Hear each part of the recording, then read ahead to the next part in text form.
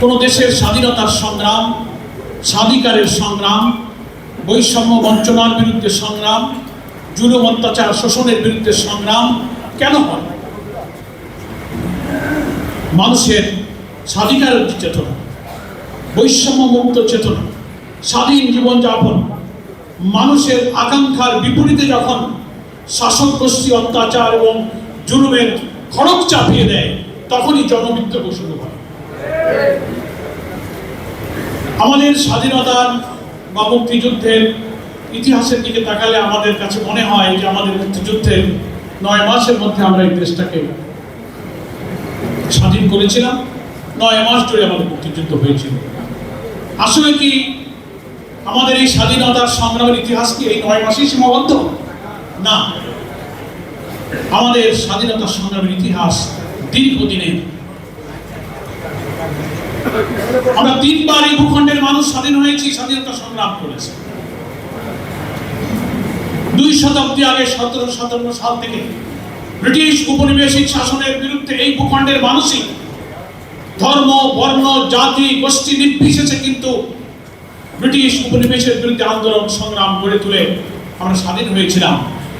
ইতিহাস বলে এই সংগ্রামে মুসলিম ব্যক্তিত্ব, চিন্তাবিদ, আলেম ওলামারাই প্রথম আন্দোলনের সূচনা করেছিলেন এবং সেই আন্দোলনে সকল ধর্ম বর্ণের নির্বিশেষে মানুষরা কিন্তু অংশগ্রহণ করেছিল। আমরা আবার স্বাধীন হয়েছি। যখন সেই স্বাধীনতা রক্ষা না করে তদানীন্তন ব্রিটিশ থেকে মুক্ত হওয়া যে ভূখণ্ড আমরা পেয়েছিলাম, সেখানেও কর্তৃত্ববাদী শাসন, এক পেশে শাসন, বৈষম্যপূর্ণ শাসন সবকিছু তখন চাপিয়ে দেওয়ার চেষ্টা করা হচ্ছিল।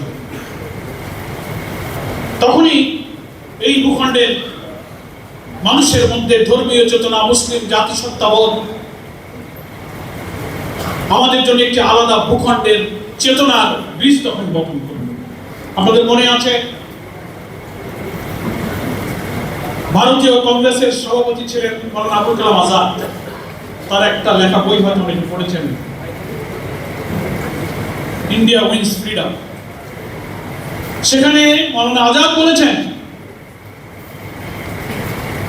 যে কংগ্রেসের বৈষম্যপূর্ণ শাসনের কারণে এই ভূখণ্ডের মধ্যে মুসলিম জাতিসত্তার চেতনার বীজ তখনই বপন করা হয়েছে, যার ভিত্তিতে 2 নেশন থিওরির ভিত্তিতে আমরা আবার সেখান থেকে আলাদা হয়ে আরেকটি ভূখণ্ড পেলাম। এই ভূখণ্ডেই আমরা ছিলাম। সেই 47 ভূখণ্ড আমরা পেয়েছি, এই মানচিত্রের মধ্যেই কিন্তু আবার 71 স্বাধীন সেই ভূখণ্ডেই কিন্তু আমরা ধরে রেখেছি। তবুও কেন আবার 47 পরে আরেকটা স্বাধীনতার সংগ্রাম প্রয়োজন হলো? কারণ ওই ভূখণ্ডেও যারা শাসক ছিলেন, মানুষের অর্থনৈতিক মুক্তি, সামাজিক মুক্তি, তাদের অধিকার, স্বাধিকার, স্বাতন্ত্র্যবোধের বিরুদ্ধে বৈষম্য বঞ্চনা চাপিয়ে দেওয়ার কারণে এখানে আবার সেই ক্ষোভ বিক্ষোভ শুরু হয়েছে। আমরা এই ভূখণ্ডেই আবার স্বাধীন হয়েছি। কিন্তু এই স্বাধীনতার ব্যাখ্যা অনেক বিশ্লেষকরা করেন এবং এটি বাস্তব। 47 পরে আমরা যে নতুন করে 71 যে স্বাধীনতা অর্জন করেছি, এটাই বলে দিচ্ছে যে স্বাধীনতা মানেই শুধু একটি ভূখণ্ড নয়, একটি পতাকা নয়, একটি জাতীয় সঙ্গীত নয়। স্বাধীনতা মানেই হচ্ছে সেই মানুষের, সেই দেশের, সেই ভূখণ্ডের জনগণের অর্থনৈতিক, রাজনৈতিক, সাংস্কৃতিক সমস্ত মানবিক স্বাধীনতার অর্থই হচ্ছে প্রকৃত স্বাধীনতা। সেই স্বাধীনতা হয়নি, সেই ভূখণ্ডেই আমাদের আছে। এখন আমরা এই স্বাধীনতার যে ডিক্লারেশনটা হয়েছিল 1971 সালের 10 এপ্রিল, স্বাধীনতা ঘোষণা হয়েছিল 26 মার্চ। সেই প্রক্লেমেশন অফ ইন্ডিপেন্ডেন্সে বলা হয়েছিল সাম্য, মানবিক মর্যাদা, ন্যায় বিচারের কথা। 55 বছরেও সবাই আমরা একমত এবং সবাই বক্তৃতা এবং বিশ্লেষণে বলেন যে আমাদের সেই স্বাধীনতার ঘোষণার আসল লক্ষ্য আজও আমরা অর্জন করতে পারি। যে কারণেই কিন্তু 24 আগস্ট আবার তৈরি হয়েছিল। ওখানে এই স্বাধিকার, বৈষম্য, বঞ্চনা, মানুষের অধিকারের বিরুদ্ধে যখন কর্তৃত্ববাদী শাসক অত্যাচার, খুন এবং রক্তের হোলি খেলা চাপিয়ে দিয়েছিল, তখন এখানে আবার আরেকটা সংগ্রাম গড়ে উঠেছিল। এই ভূখণ্ডেই হয়েছিল এবং এই সংগ্রামের বিজয়কে অনেকে বলেছেন this is our second independent, অনেকে এটাকে দ্বিতীয় স্বাধীনতা বলছে।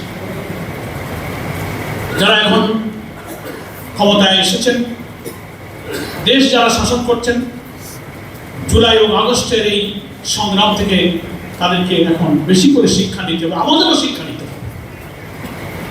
ক্ষমতায় বসে যদি কেউ কর্তৃত্ববাদী শাসন চাপিয়ে দেন, সংখ্যাগরিষ্ঠতার জোরে মানুষের অধিকারকে ত্রুটি চেপে হত্যা করতে থাকেন, সেখানেই কিন্তু ক্ষোভ বিদ্রোহের জন্ম নেয়। সেখানে কোনো মিলিটারি, কোনো পুলিশ, কোনো এজেন্সি, কোনো পরাশক্তি জনতার সে বিদ্রোহের আগুনকে থামাতে পারে না। জুলাইয়ের 24 অভ্যুত্থান তার সাক্ষী। এখন সময় আছে, নতুন সরকারের পার্লামেন্টের প্রথম অধিবেশন শুরু হয়েছে। আমরা যে বার্তা পাচ্ছি সেটাই জাতির জন্য সুখকর নয়। সহস্রাধিক শহীদের রক্ত দিয়ে 24-25 হাজার মানুষের রক্তাক্ত, আহত, ক্ষতবিক্ষত চোখের পানির বিনিময়ে আমরা যে জুলাই সনদ অর্জন করেছিলাম, বিদ্যমান রাষ্ট্র কাঠামো পরিবর্তন করে একটা নতুন বৈষম্যহীন সমাজ, যেখানে দুর্নীতি থাকবে না, দলীয়করণ থাকবে না, কর্তৃত্ববাদী শাসন থাকবে না। এখন ক্ষমতাসীন শাসকরা যেভাবে কথা বলছেন, তারা 180 ডিগ্রি এখন পেছনের দিকে রিটার্ন করে ফেলেছে। তারা বলেন না, আমরা এসব ব্যাপারে তো সমঝোতা হয়নি। এর আগে অনেক সম্মানিত আলোচকবৃন্দ বলেছেন, জুলাই সনদে ফ্যাসিবাদ বিরোধী আন্দোলনের সংগ্রামে আমরা যারা ছিলাম সবাই তো স্বাক্ষর করেছি। এখন সেগুলো সব বাস্তবায়ন হবে না। অঙ্গীকারের মধ্যে পরিষ্কার বলা আছে, স্বাক্ষরকারী দলগুলো আমরা অঙ্গীকার করেছিলাম জুলাই সনদের প্রত্যেকটি বিষয়কে পূর্ণরূপে আমরা বাস্তবায়ন করব। এখন নানান সংবিধানের অজুহাত, এটা নিয়ে সময় আমরা ব্যয় করবো না, নেতৃবৃন্দ বক্তব্য রাখবেন। সংবিধানের অজুহাত দিতে লাগলে জাতি এখন হাসে, তখন পেছনের কথা, ইউনূস সাহেব কোন সংবিধান, পার্লামেন্ট কোন সংবিধান, আপনারা কোন সংবিধান, গণভোট কোন সংবিধান, কত প্রশ্ন ওঠে না। এইগুলো দিয়ে বলার যুক্তি আমি মনে করি যারা ক্ষমতায় এসছেন, সংবিধান সংস্কার পরিষদ যে গঠিত হয়েছে জুলাই সনদকে আইনি রূপ দেওয়ার জন্য, আপনারা মেহরবানি করে সে শপথ গ্রহণ করুন, জুলাই সনদকে বাস্তবায়ন করুন। যে প্রেসিডেন্সিয়াল অর্ডারের ভিত্তিতে সংবিধান সংস্কার পরিষদ এবং সেখানে শপথ দেওয়ার কথা, সেই অঙ্গীকারগুলো পূর্ণ করে জাতিকে রাজনৈতিক সংকট থেকে আপনারা মুক্ত করুন।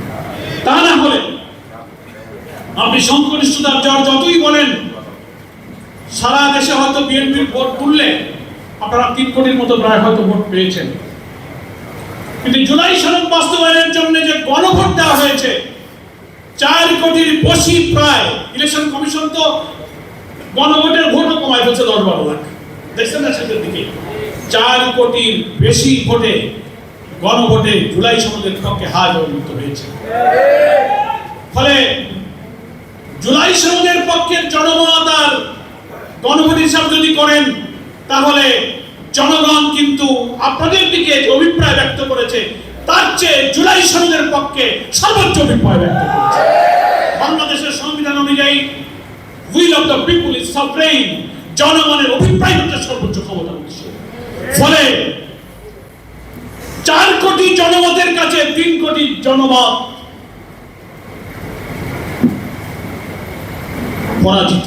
আপনাকে জুলাই সনদকে মানতে হবে। আসুন, স্বাধীনতার ইতিহাস আমাদেরকে বলে জুলুম, শোষণ, জনগণের ইচ্ছার বিরুদ্ধে গেলেই কিন্তু সেখানে ক্ষোভ, বিদ্রোহ, স্বাধিকারের সংগ্রাম শুরু হয়। দেশের যত স্বাধীনতা সংগ্রাম তার কারণ ছিল এটা। সংসদ সব রাজনীতি বিতর্কের জায়গা। আমরা আশা করব, জামাত ইসলামের সম্মানিত আমির বারবার বলেছেন যে আমরা একটি দায়িত্বশীল এবং গঠনমূলক বিরোধী দলের ভূমিকা পালন করতে চাই। আমরা সকল ভালো কাজে সরকারকে সাহায্য করব, সকল অন্যায় কাজের তীব্র প্রতিবাদ আমরা করব। ফলে সংগ্রামের জায়গা যেমন পার্লামেন্ট, সংগ্রামের জায়গা কিন্তু রাজপথ। এদেশের মানুষ বারবার তা কিন্তু দেখেছে। সংকট রাজপথে ছেড়ে না দিয়ে আসুন, আপনারা এই সংকট নিরসন করে কতবার এই জাতি রক্ত দেবে, কত মানুষ জীবন দেবে। 24-এর এই রক্তদান যেন শেষ হয়। এই জুলাই সনদের বাস্তবের মধ্য দিয়ে 18 কোটি মানুষের গণ আকাঙ্ক্ষা পূরণ করুন। শান্তিপূর্ণ, সমৃদ্ধ, মানবিক একটি ইনসাফপূর্ণ বৈষম্য ভিন একটা বাংলাদেশ গড়ার কাজে জাতির আকাঙ্ক্ষার প্রতি সম্মান প্রদর্শন করুন। আজকের স্বাধীনতা দিবসে সেই আহ্বান জানিয়ে জনগণকে এই আকাঙ্ক্ষার পক্ষে অবস্থান নেওয়ার জন্য আমি অনুরোধ জানিয়ে আমার বক্তব্য শেষ করছি। আমার তৌফিক ইল্লা বিল্লাহ।